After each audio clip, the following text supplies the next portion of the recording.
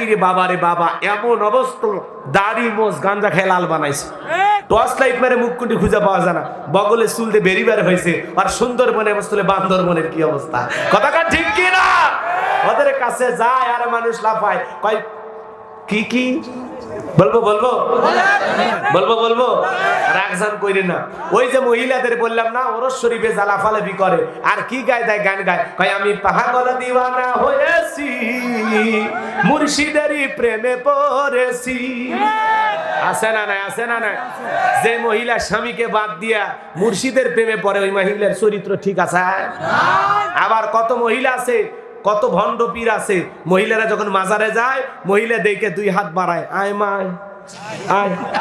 মহিলা তখন চিন্তা করে, এত বড় পীর ডাকে বুকের ভিতরে না গেলে গজব পরে ধ্বংস হয়ে যাব, তখন বাধ্য হয়ে পীরের বুকের ভিতরে যায়, যায় এত আনন্দ পায়, এত মজা পায়। মহিলা তখন গান গায়, বাবা আমি তোমায় ভালোবাসি গো বাবা, তোমার শরণ সুমিতে বাবা, তোমার কাছে আসি গো বাবা, আমি তোমায় ভালোবাসি।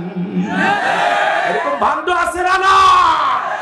যেই নারী স্বামীকে বাদ দিয়া পীরের ফাটা পাই চুমা খায়, ওই নারীর চরিত্র ঠিক নাই, ওটা চরিত্রহীন ডাইনি।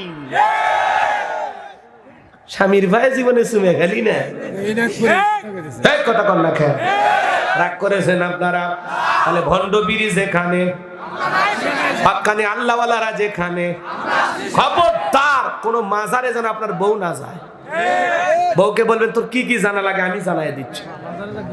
আম্মাজান খাদিজা আয়েশার জীবনী, মারিয়ম আলাইহিস সালামের জীবনী, এই যে নেককার জান্নাতি নারীদের, আসিয়াদের জীবনী, হাজেরার জীবনী, এগুলো জীবনী নিয়ে এসে বাড়িতে দেবেন, যেগুলো পর জান্নাতি নারী হয়ে মরে যায়। কথা কার?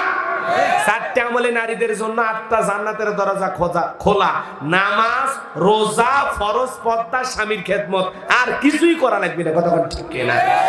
পাগলিরা পীরের খেদমত ধরছে, আছে না নাই? ডুগি তবলা বাজাইয়া মাজারে মাজারে গান গা, আর বলে না মাজারে গান গাওয়া যায় যাচ্ছে। কয় কেন? কয় আকাশটা কাঁপছিল কেন, জমিনটা নাপছিল কেন, বড় পীর ঘামছিল কেন, সেই দিন গান গাইছিল বাবাই যেই দিন। আকাশটা কাঁপানোর ক্ষমতা কারো আছে? এই কথা কম, আকাশটা লাফে আর কাঁপে ভূমিকম্প হলে, এটা আল্লাহর তরফ থেকে কাঁপে। তোর বাবা গান গাইলে কাঁপে, ফাঁসি। মিথ্যাবাদী কথা কার আছে না? রাগ করেছেন মনে হয়। এ বাজান গো আমার হৃদয়ের কান পেতে কথাগুলো শুনে যা। আমি যে কথা আপনাদেরকে বলে যাই, ফাজদামি করার টাইম নাই। এই ভণ্ডদেরকে দেখলে বাজান গো আমার, খবরদার ওদের কাছেও যাবেন না, টাকা দেবেন না, গরু ছাগল মাজারে দিয়ে কি লাভ? এখানে মাদ্রাসা আছে বাজান, একটা ছাগল কিনে দেন, এতিম বাচ্চারা জবাই করে খাবে, আল্লাহর কাছে কোরআন পড়ে দোয়া করবে, আপনার ভাগ্য খুলে যাবে। কথা বলেন ঠিক কিনা? মাজারে গরু দিয়া কি লাভ বাজার?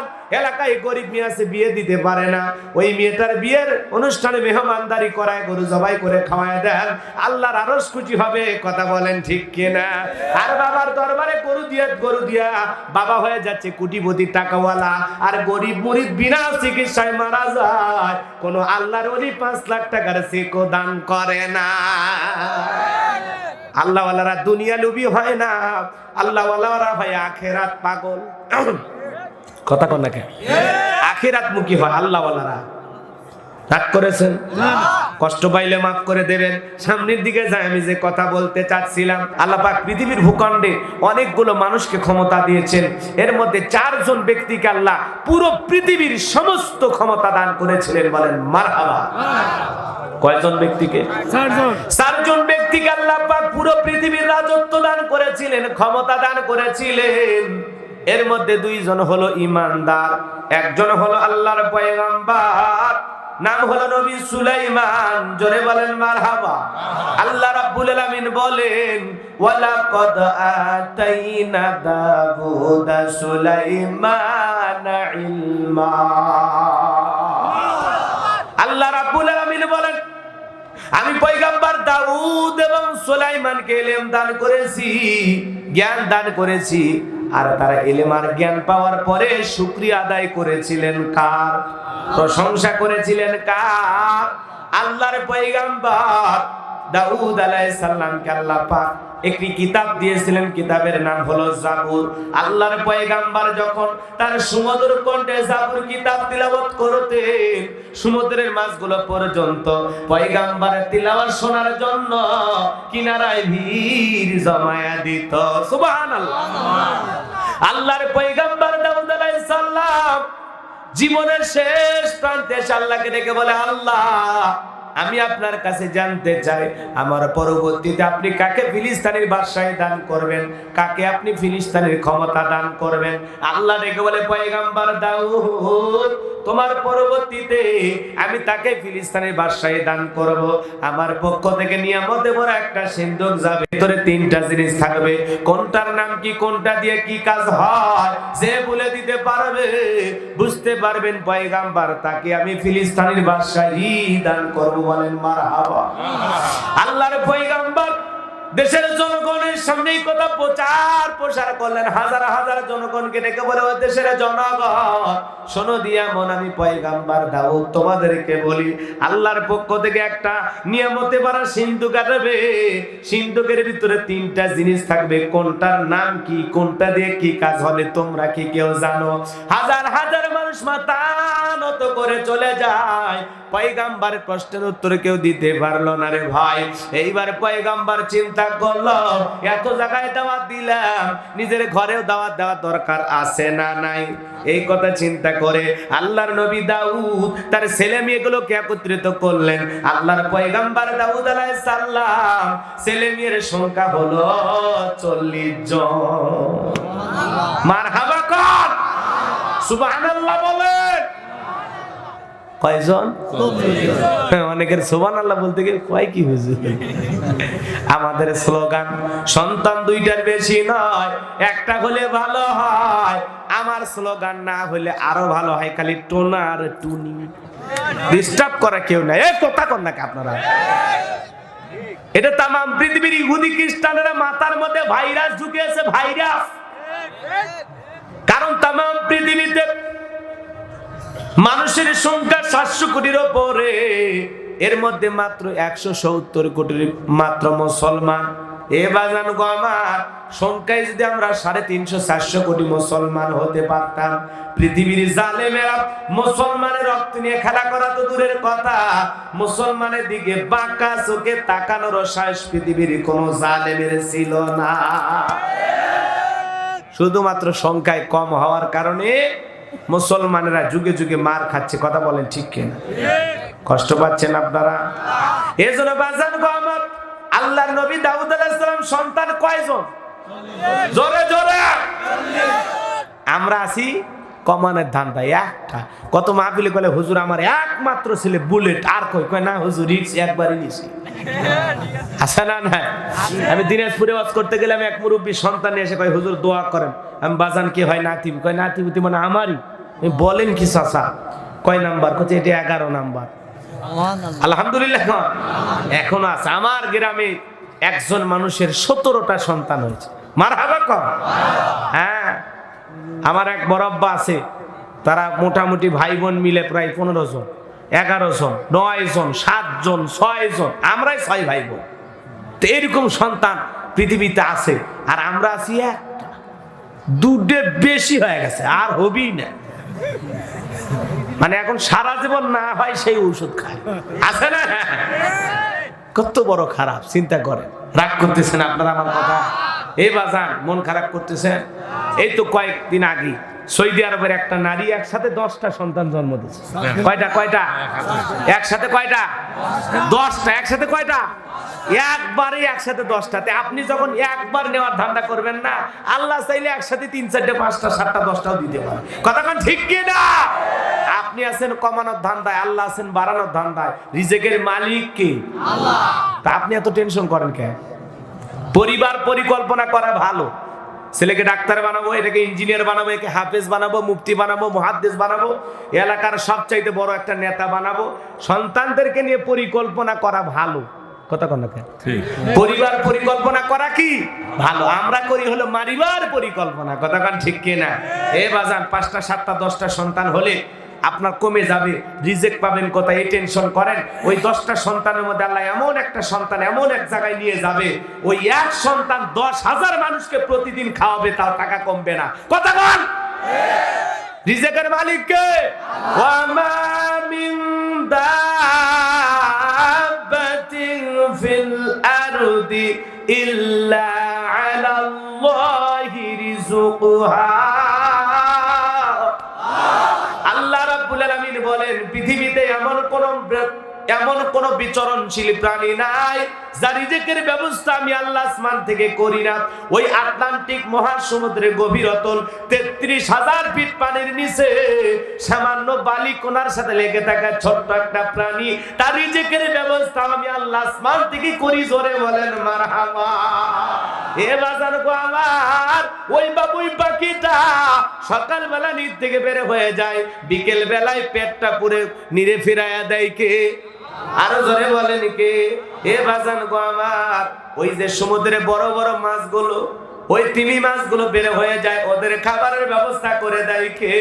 এ বাজান গো আমার, এলাকার রিক্সা চালক ভ্যান চালক সকালবেলা খালি পকেটে বের হয়ে যায়, সন্ধ্যাবেলায় পকেট ভরে টাকা দিয়ে দেয় কে?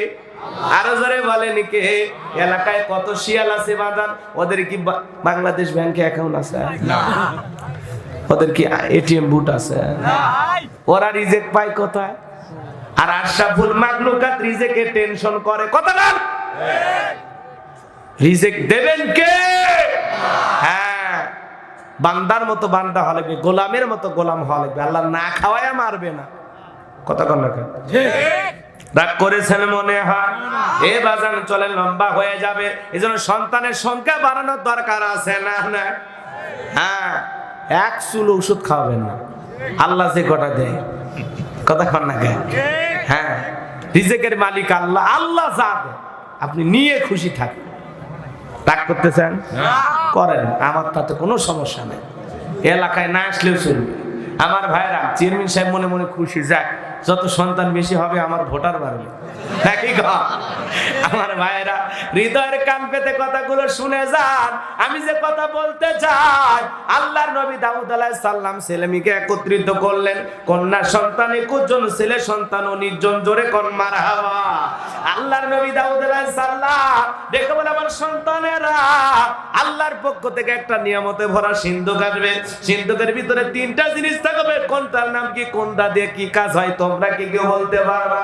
বড় ছেলে বলতে পারে না, মেজো ছেলে বলতে পারে না, সবার ছোট 19 বছরের টকবগে যুবক, নাম তার সুলাইমান। হাত তুলে বলে, লাব্বাইক আব্বাজান, আপনি যদি অনুমতি দেন আমি সুলাইমান বলে দিতে পারবো ওই সিন্ধুকের ভিতরে 3টা জিনিস কি কি থাকবে, কোনটার নাম কি, কোনটা দিয়ে কি কাজ হয়। জোরে কোন মারহাবা। নবী দাউদ ডেকে বলে, বাবা তুমি ছোট মানুষ, না বুঝে একটা কথা বলো।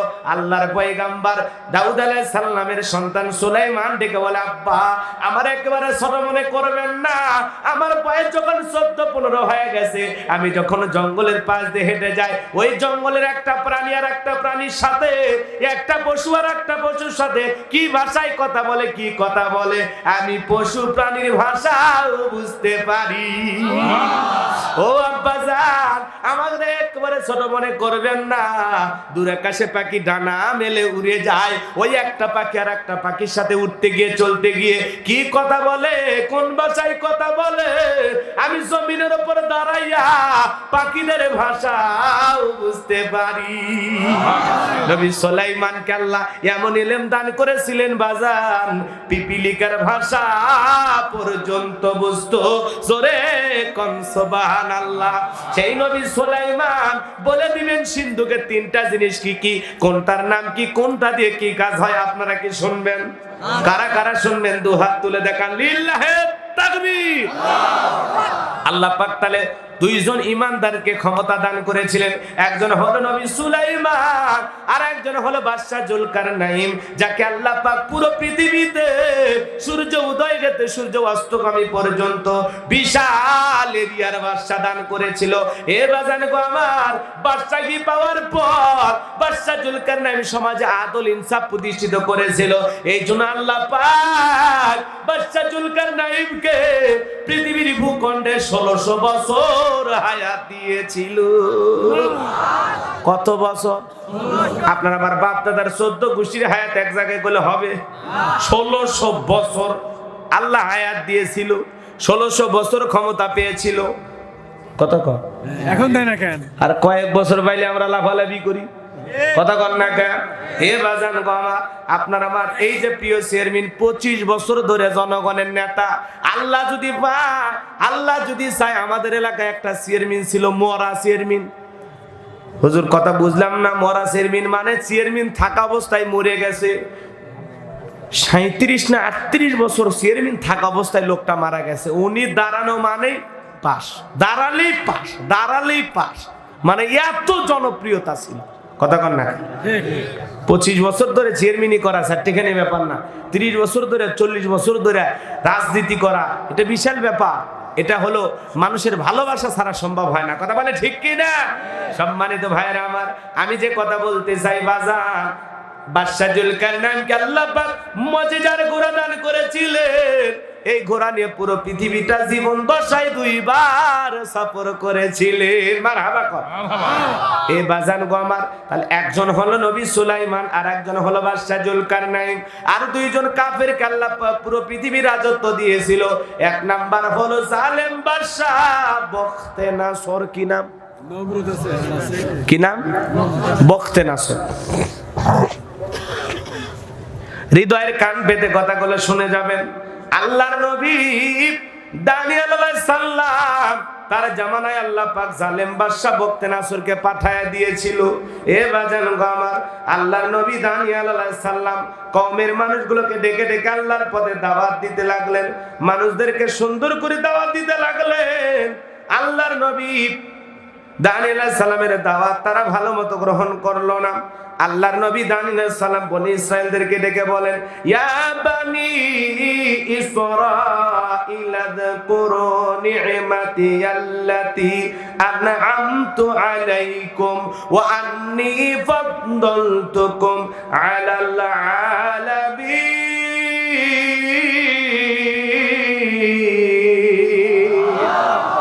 আল্লাহর পয়গম্বর দানিয়েল আলাইহিস সালাম বনি ইসরাইলের মানুষদেরকে ডেকে বলে, ও বনি ইসরাইলের মানুষেরা, তোমরা গাছের পূজা করো না, বাছুরের পূজা করো না, মাছের পূজা করো না, ক্ষুধার্তই হইও না। এক সময় তোমাদের বাপ দাদা কৃতদাস ছিল, গোলাম ছিল, চাকর ছিল। আল্লাহ পাক সেই চাকরের ছেলে থেকে তোমাদেরকে অনেক সম্পদ দিয়েছে, অনেক টাকাওয়ালা বানাইছে। এখনো সময় আছে, তোমরা এক আল্লাহর ইবাদত করো, এক আল্লাহর গোলামি করো, আল্লাহর দেয়া কৃতজ্ঞতা প্রকাশ করো, আল্লাহকে ভুলে যেও না, আল্লাহর দেয়া নিয়ামতের শুকরিয়া আদায় করো। আল্লাহর পয়গম্বর এমন ভাবে দাওয়াত দিতে লাগলেন, পয়গম্বরের দাওয়াত শোনার পর বনি ইসরাইলের উম্মতের অট্ট হাসি দেয় আর বলে, ও পয়গম্বর, পুরান দিনের গল্প শোনায় কি লাভ? বাপ দাদা চাকর ছিল, তাতে কি হয়েছে? আমাদের তো টাকা পয়সার অভাব নাই, স্ত্রী সন্তানের অভাব নাই, বিদায় ওই পুরান দিনের গল্প শোনায় লাভ নাই, দিন বদলাইছে। কথা বুঝেন নাই? আল্লাহর নবী দানিয়েল আলাইহিস সালাম এমন ভাবে দাওয়াত দিলেন, কোনো মতেই তারা দাওয়াত গ্রহণ করলো না।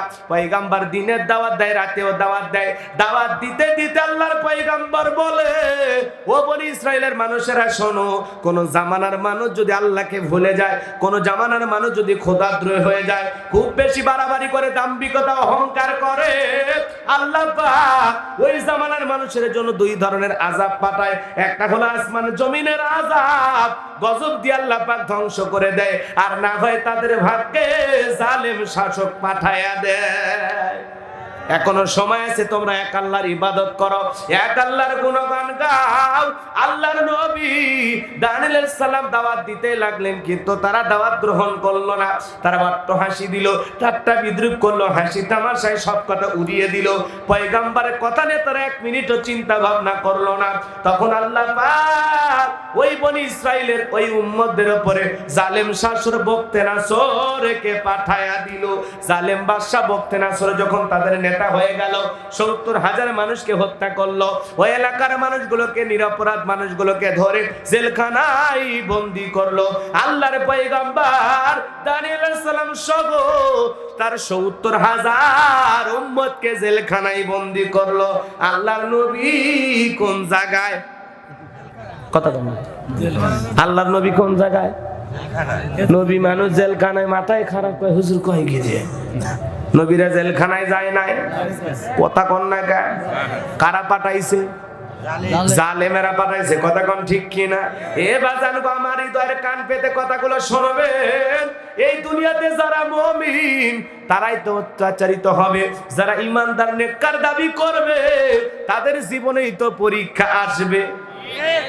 কথা কন না? বোঝেন আলোচনা? হৃদয়ের কান পেতে কথাগুলো শুনে যান। আমি গুনাহগারে যেই জিনিসটা বুঝাইতে চাই বাজান, মনের কথাগুলো মনের ভিতরে থাকলে হবে না, হৃদয়ের কথাগুলো হৃদয়ে থাকলে হবে না, প্রকাশ করতে হবে। এ বাজান গো আমার, জালেম বাদশা বখতেনাসর আল্লাহর পয়গম্বর দানিয়েল আলাইহিস সালামকে জেলখানায় বন্দী করেছে। আল্লাহর নবী দানিয়েল আলাইহিস সালাম জেলখানায় ঢোকার পর তার উম্মতদেরকে ডেকে বলে, এই তো দেখো বিপদ সেই ঘাড়ে চাপলো। এই দিনের ভয়ই তো আমি তোমাদেরকে দেখাইছিলাম যে এখনো সময় আছে, তোমরা আল্লাহর দিকে ফিরে আসো। কিন্তু না না, তোমরা আমার কোনো কথা শুনোই নাই। আজকে দেখো জালেম শাসক ঠিকই আমাদের ঘাড়ে চেপেছে, আর তোমাদের সুন্দর জীবনের 12টা বাজায়া জেলখানায় বন্দী করেছে। উম্মতেরা ডেকে বলে, নবী গো, বড় ভুল করেছি। আমরা তো আনন্দ ফুর্তি নিয়ে মেতেছিলাম, বড় হইহুল্লার করেছিলাম, দাম্ভিকতা করেছিলাম। এত সুখের দিনে দুঃখ হঠাৎ করে নেমে আসবে আমরা তো বুঝি নাই। আপনার কথা যে দিনের আলোর মতো পরিষ্কার হবে এটা আমাদের মাথায় ঢোকে নাই। নবী গো, যা করেছি ভুল করেছি, এখন থেকে আমরা আল্লাহর গোলামি করব। জেলখানা থেকে বের হওয়ার ব্যবস্থা করেন। আল্লাহর নবী দানিয়েল ডেকে বলে, শোনো, জেলখানা থেকে যদি বের হতে চাও, আল্লাহর যদি গোলামি করতে রাজি হও, রাত্রি 12টা যখন পার হয়ে যাবে, আমি গভীর নিশীথে আল্লাহ বলে ডাক দেব, আমার সাথে তোমরা আল্লাহ বলে ডাক দিবা। আমরা কাকুতি মিনতি করে গভীর নিশীথে আল্লাহর কাছে দোয়া করব। আমার বিশ্বাস, আমার আল্লাহ আমাদের দোয়া ফেরাইয়া দেবে না। জোরে কোন মারহাবা। এইবার নবী দানিয়েল আলাইহিস সালাম গভীর নিশীথে রাত্রি 12টা পার হয়ে যাওয়ার পর আল্লাহ বলে ডাক দিয়েছে। আল্লাহ, জোরে বলেন আল্লাহ। আরো জোরে ডাক দিয়ে বলেন আল্লাহ। কলিজার সবটুকু আবেগ ভালোবাসা দিয়ে ডাক দিয়ে বলেন আল্লাহ। আরো জোরে ডাক দিয়ে বলেন আল্লাহ। সবাই দু হাত উঁচু করে বলেন আল্লাহ। আরো জোরে বলেন আল্লাহ। একটু কলিজাটা নরম করে বলেন আল্লাহ। আল্লাহু আকবার, আল্লাহু আকবার। হাত নামান। এই যে আল্লাহ আল্লাহ বলে ডাক দিলাম, মুমিন হয়ে থাকলে বলেন তো বাজান, কলিজাটা ভইরা যায় না? আল্লাহ আল্লাহ বলে ডাক দিলে মনে হয় বুকের ভিতরে আর কোনো ফাঁকা জায়গা থাকে না, গর্বে বুকটা ভরে যায়। আল্লাহু আকবার। হে বাজান, আল্লাহকে কেন ডাকবেন না? কেন ডাকবেন না? এই জবান দিয়ে এত মানুষকে ডাকতে পারি, কেন আমরা আল্লাহকে ডাকবো না? কথা বলেন না কেন? একটা কুকুর শুকনো হাড় খেয়ে মনিবের গোলামি করে। কথা বল না কেন? আপনি যখন খাইতে বসছেন, আপনার আমার বাড়িতে কুত্তা থাকে না? কুকুর, ডগ, চেনেন না? আপনার বাড়ির আশেপাশে থাকে। আপনি যখন মাড়ির এই গোস্তর ওই যে হাড়টা নিয়ে এই জায়গা মানে অনেক চেষ্টা করি, আপনি যখন পারলেন না হাতটা চেবাইতে, আপনি যখন পারলেন না হাতটা খাইতে, তখন ডাক দেন, এ লালু ফি সাবিলিল্লাহ। কথা বল না কেন? মানে আপনি যখন ব্যর্থ হইলেন তখন কুকুরকে ডেকে বললেন ফি সাবিলিল্লাহ। লালু বলে, বস আপনি ব্যর্থ হইলে কি হবে, আমি ব্যর্থ হবো না। কথা কন না কেন? আপনার দেয়া শুকনো একটা হাড় খেয়ে, রোদ নাই, বৃষ্টি নাই, ঝড় নাই, তুফান না, আপনার আমার বাড়ি পাহারা দেয়। অপরিচিত মানুষ দেখলে তুমি কে, কোথায় বাড়ি, কেন আসছো, কার সাথে দেখা করবা? কথা কন না কেন? বাড়ির লোকজন বলে এ লালু এ চুপ চুপ। তখন বলে বস কে হয় আপনার, আসেন নিচে নেমে আসেন। এবার দুইজন যখন কথা বলে লালু লেজ লড়ায় চতুর দিকে ঘোরে আর বলে বস খালি একবার বলেন চিনেন না, কামড়ে জীবনের 12টা হয়ে যেত। কথা কন না খায়? যখন বাড়ির মালিক বলে যা এখান থেকে যা, ও আপনার পরিচিত লোক, আগে বলবেন তো। কথা কন না খায়? একটা শুকনো হাড় খেয়ে মনিবের বাড়ি পাহারা দেয়। এই জন্য আল্লাহ পাক বলেন ইন্নাল ইনসানা লিরাব্বিহি লাকানুত। মানুষ বড়ই অকৃতজ্ঞ যে আল্লাহ এত নিয়ামত দিয়েছে, সে আল্লাহরে কেন ভুলে যাব? যে আল্লাহ এত সুন্দর জবান দিয়েছে, এত সুন্দর চোখ দিয়েছে, এত সুন্দর কান দিয়েছে, এত সুন্দর নাক দিয়েছে, এত সুন্দর দুইটা হাত পা দিয়েছে, দেহের ভিতরে কোটি কোটি টাকার সম্পদ দান করেছে, সে আল্লাহরে কেন ভুলে যাব? অবশ্যই দিনে রাতে সব সময় শুকরিয়া আদায় করব কার? জিকির করব কার? কৃতজ্ঞতা প্রকাশ করব কার? এই যে মহামারীতে কত মানুষ বিদায় নিয়ে চলে গেছে, সুস্থ আছি, বেঁচে আছি, আলহামদুলিল্লাহ আলহামদুলিল্লাহ আল্লাহু আকবার। কষ্ট হচ্ছে আপনাদের? এই যুবকের দল, হৃদয়ের কান পেতে কথাগুলো শুনে যাও। আল্লাহর নবী দানিয়েল আলাইহিস সালাম তাদের কিনে আল্লাহ আল্লাহ বলে ডাক দিয়েছেন। গভীর নিষেধে চোখের পানি ছেড়ে দিয়ে আল্লাহর কাছে দোয়া করে বলে আল্লাহ আমার উম্মতেরা নিজেদের জীবনের ভুল বুঝতে পেরেছে রে মালিক, তারা আপনার কাছে ফিরে আসতে চায়। আল্লাহ ও আল্লাহ এই জালেমের জেলখানা থেকে কিভাবে আমরা বের হব আমরা তো কেউ জানি না। আল্লাহ তুমি একটা উপায় বের করে দাও, আমার উম্মতেরা তোমার ইবাদত করবে, তোমার গোলামি করবে, আর ভুল পথে চলবে না। আল্লাহ পাক দেখে বলে দানিয়াল আর চোখের পানি ফেলতে হবে না, আমি আল্লাহ পাক দোয়া কবুল করলাম, আর যত দ্রুত পারি আমি আল্লাহ পাক এই জালেমের জেলখানা থেকে আপনাদের বের করে দেব। জোরে করেন, জোরে বলেন মারহাবা। এ বাজানো আমার আল্লাহর নবীর দোয়া কবুল হয়ে গেল। ওই রাত্রিতে আল্লাহ পাক ওই দেশের জালেম বাদশা বখতেনাছরে কেমন একটা মারাত্মক ভয়ঙ্কর স্বপ্ন দেখাইছে। স্বপ্ন দেখে জালেম বাদশা ঘুম থেকে লাফায় উঠছে। লাফায় ওঠার পর চিৎকার মেরে জনগণকে ডাক দিয়ে বলে কে কোথায় আছো, তাড়াতাড়ি করে আসো। জনগণ আইসা বলে বাদশা এত জোরে চিৎকার মারলেন কেন? কয় চেহারার অবস্থা দেখে বোঝো না, এমন একটা ভয়ঙ্কর স্বপ্ন দেখেছি, এই স্বপ্নের ব্যাখ্যা না জানা পর্যন্ত আমি মনে হয় বাঁচব না। আগামীকাল সকালবেলা দেশের যত স্বপ্নের তাবির কারক আছে, স্বপ্নের ব্যাখ্যা বলতে পারে, এই মানুষগুলো কে আমার দরবারে হাজির করো, আমি স্বপ্নের কথা বলবো, তারা আমার স্বপ্নের ব্যাখ্যা দেবে। আমার বাজানেরা হাজার হাজার জনগণ উপস্থিত হয়ে গেল। ওই জালেম বাদশা যখন তার স্বপ্নের কথাগুলো বলতে যাবে, আল্লাহ পাক জালেম বাদশার মাথার মেমোরি থেকে কথাগুলো ভাইরাস দিয়া একেবারে বাজান গমার তার মাথা থেকে কথাগুলো ডিলিট কইরা আল্লাহর পয়গাম্বার দানিয়েল আলাইহিস সালামের মাথার মেমোরির মধ্যে সেভ করে দিয়েছেন। বলেন মারহাবা। এইবার জালেম বাদশা যখন দেশের জনগণের কাছে স্বপ্নের কথা বলতে যায়, গতকাল রাত্রিতে আমি কি যেন স্বপ্ন দেখলাম, আর বলতে পারে না কি স্বপ্ন দেখেছে, কারণ স্বপ্নের কথা ভুলিয়ে দিয়েছেন কে? আল্লাহ। আরো জোরে বলেন কে? এইবার জালেম বাদশা মুহূর্তের মধ্যে সুরের পরিবর্তন করে বলে শোনো, গতকাল রাতে কি স্বপ্ন দেখেছি এই কথাও তোমাদের বলতে হবে, আবার স্বপ্নের ব্যাখ্যা কি হবে সেই কথাও তোমাদের বলতে হবে।